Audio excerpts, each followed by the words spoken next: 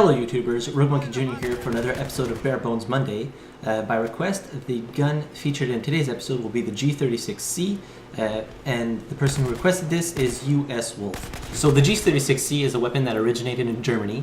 It's actually a pretty recent gun design. It was designed in 2001, so that's not too long ago.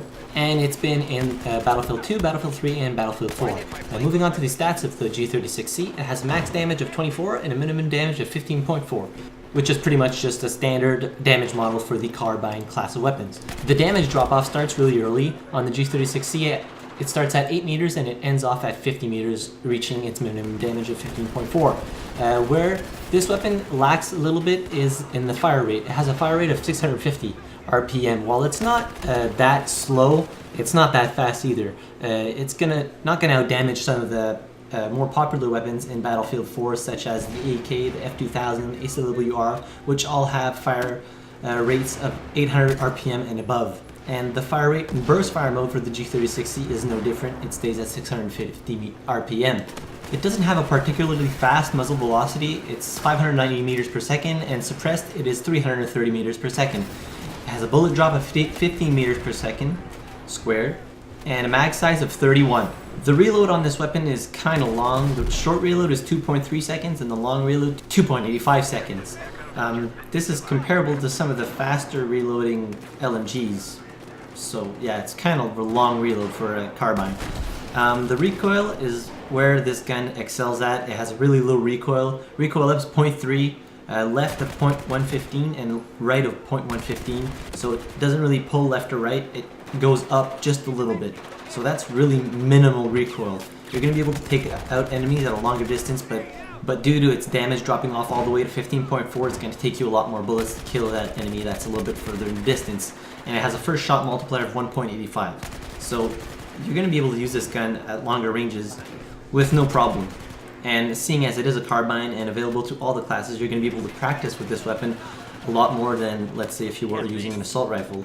If you get good with this weapon, you can use it in all the classes, and that's how you get better with weapons, is using them all the time over and over again. This way you get to know the gun's recoil pattern better and know how it reacts, also depending on what accessories you put on the said weapon. Now, as always on Bare Bones on Monday, I use the gun stock.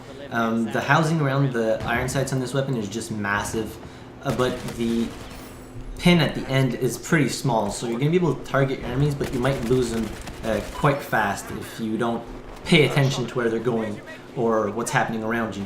I was using the G36C in a little bit closer quarters than I should have been. I was doing okay with it. I was kind of hanging back a little bit, and I was using my teammates to help me out and killing the enemy that way, because in some firefights I really couldn't have gotten out of that alive without the help of my teammates shooting at the enemy, especially when they had a gun that had a really higher rate of fire than mine. I don't even think I had used this gun since I unlocked it back when Battlefield 4 initially launched, and I actually like this gun a lot more in Battlefield 2 than I do in Battlefield 4. I don't know, it just doesn't seem as effective in Battlefield 4 as it was in Battlefield 2. It might be because of the damage models that change or something, but it's really not. I don't think I'm going to use it after this, because there's rifles that are so much better, like carbines that are so much better and that are more adaptable than the G36C, especially considering the high reload time and the slow rate of fire. That really impacts your gameplay, especially when you're trying to be more aggressive. It's going to halt you in that kind of play style, so you really got to play more tactic and stick back a little bit more. As you can see my gameplay, I was managing fine with it in lockers, which is a really close quarter map, but then again it depends on what kind of enemy player you're playing against. If it's a really high skilled player, then you're going to have a hard time using this weapon, especially if you're using the upper tier weapons in Battlefield 4, like the assault rifles. I'm thinking about the AEK and the FAMAS, then you're going to have a really hard time. But if you're playing against players that are a little bit, not to say less skilled, but less agile, or their reflexes aren't as fast as some other players, then this weapon is going to be okay. You're going to be doing great with it, just because some of them, like I said, don't have the fast reflexes that some of the better players actually have. Moving on to the attachment part of the video for the G36C.